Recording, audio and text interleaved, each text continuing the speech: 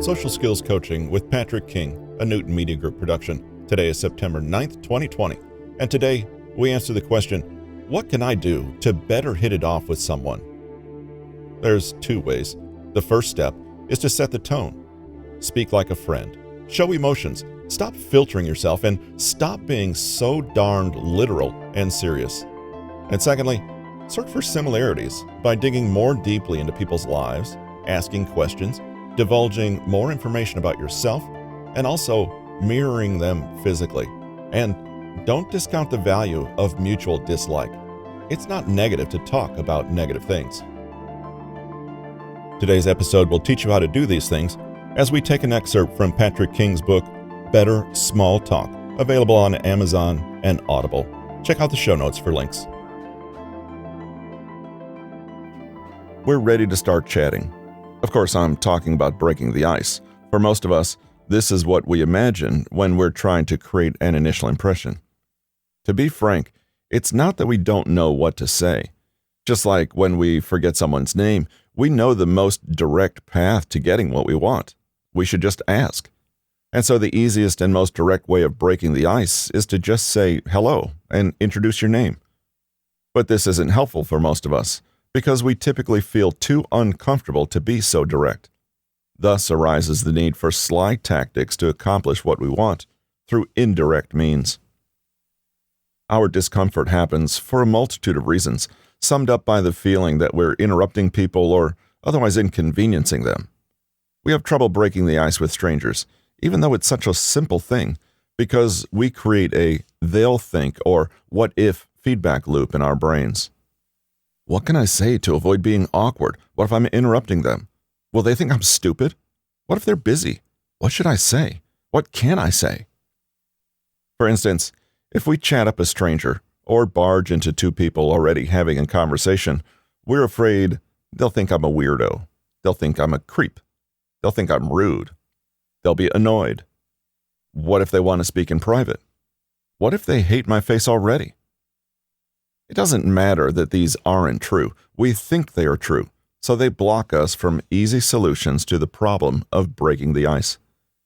In the matter of making introductions, we need to find tactics to undercut the judgments and assumptions we make of ourselves.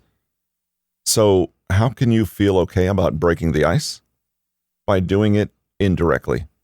In other words, having some sort of excuse or justification to speak to someone. When we've come up with a reason, suddenly it's easy to interrupt people or walk up to a stranger. For instance, suppose you are intensely shy and nervous.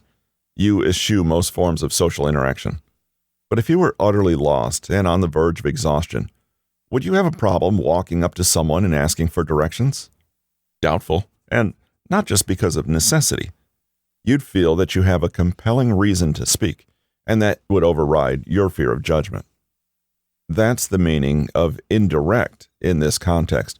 You have an actual reason to approach someone, and when we can create one for ourselves, we can convince ourselves to take action more easily.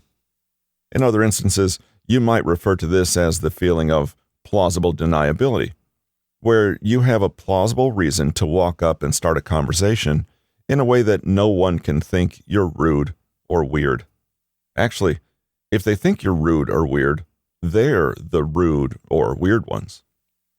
Therefore, I want to present 3 indirect methods of breaking the ice that help you feel safe, because you aren't necessarily walking up to someone just for the sake of starting a conversation. The biggest part of the battle is making breaking the ice feel acceptable. It's an I don't feel confident or comfortable issue more than an I don't know what to say issue. Recall that asking for directions on the verge of exhaustion makes all of those worries secondary. The first indirect method of breaking the ice is to ask people for objective information or a subjective opinion. These can be very legitimate and important questions that would necessitate speaking to a stranger. It doesn't necessarily matter that the person you're asking knows the answer. It's just a way to begin a dialogue. For that matter, it doesn't even matter if you don't know the answer.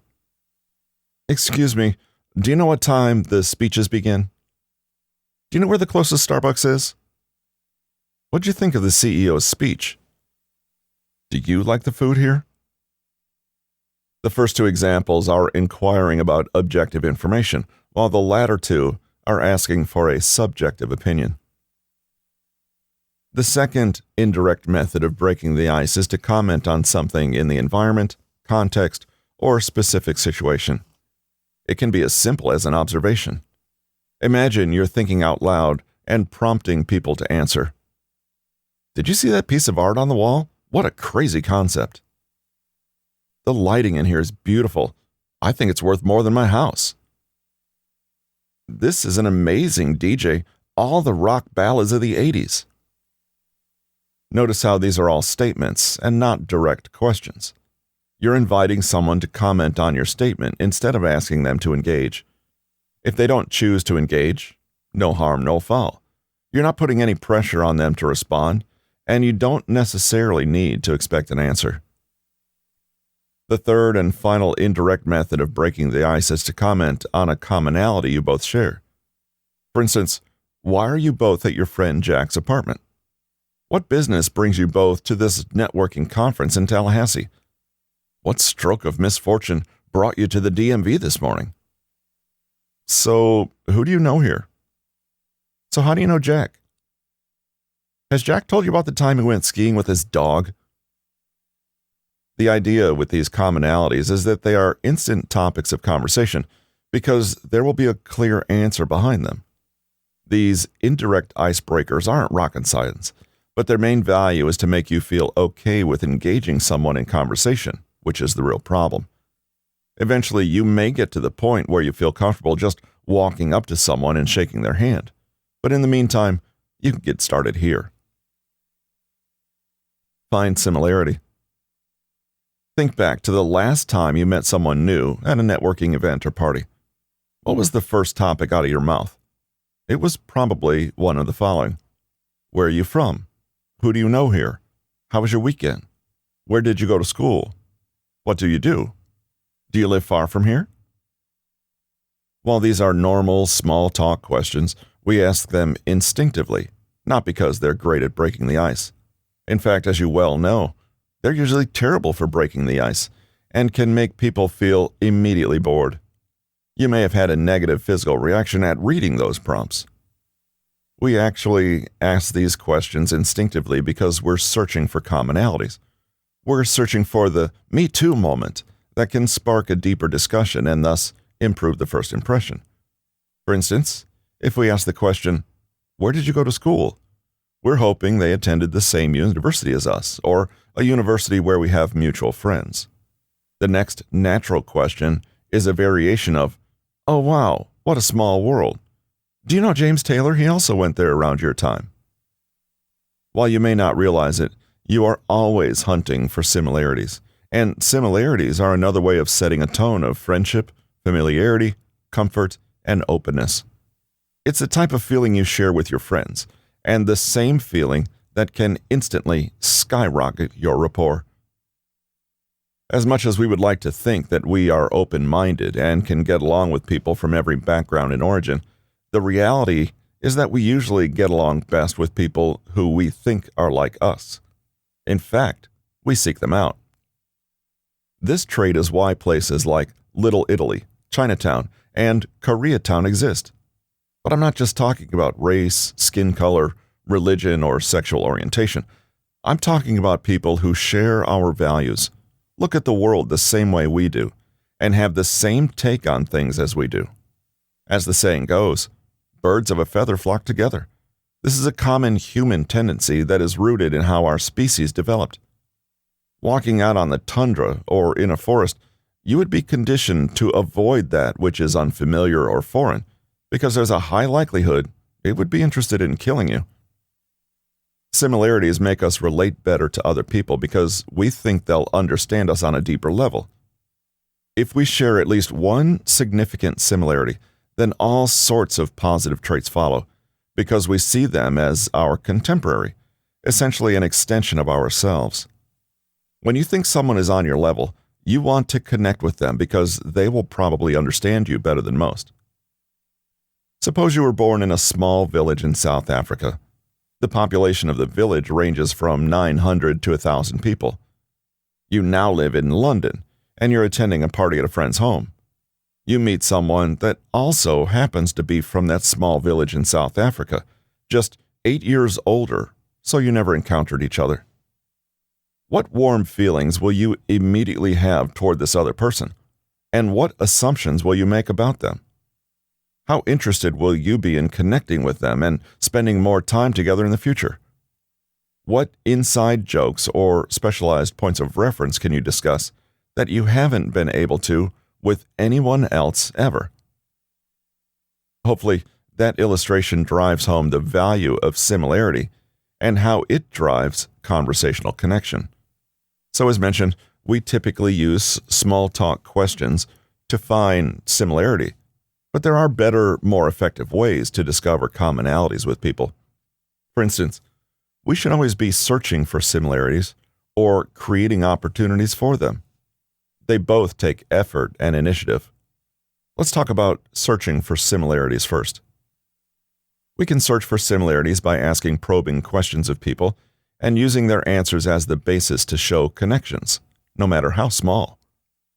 Ask questions to figure out what people are about, what they like, and how they think. Then, dig deep into yourself to find small commonalities at first, such as favorite baseball teams or alcoholic drinks. Through those smaller commonalities, you'll be able to figure out what makes them tick and find deeper similarities to instantly bond over. Just as you'd be thrilled to meet someone from that small South African town, you'd be ecstatic to meet someone who shared a love of the same obscure hobby as you.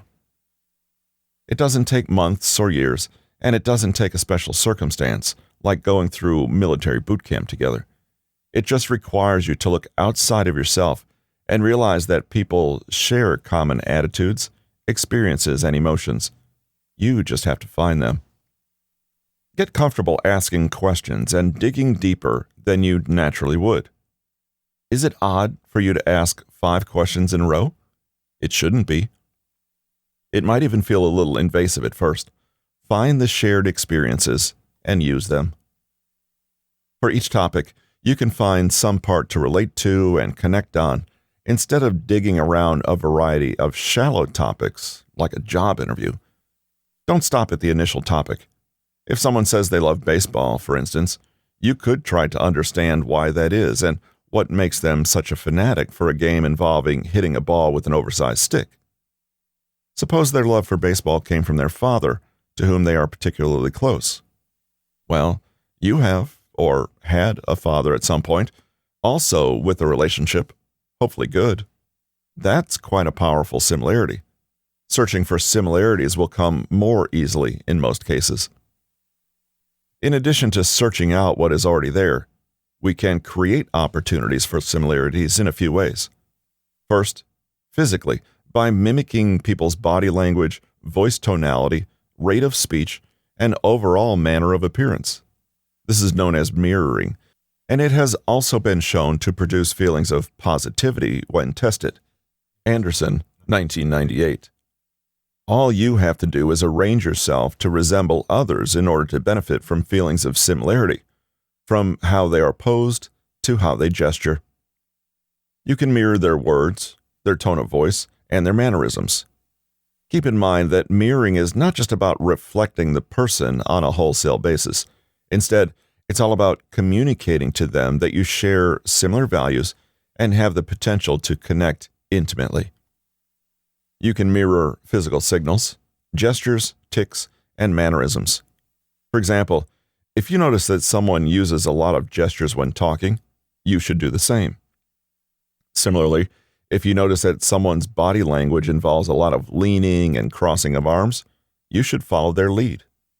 You can mirror their verbal expressions and expressiveness, tone of voice, inflection, word choice, slang and vocabulary, emotional intonation, and excitement and energy.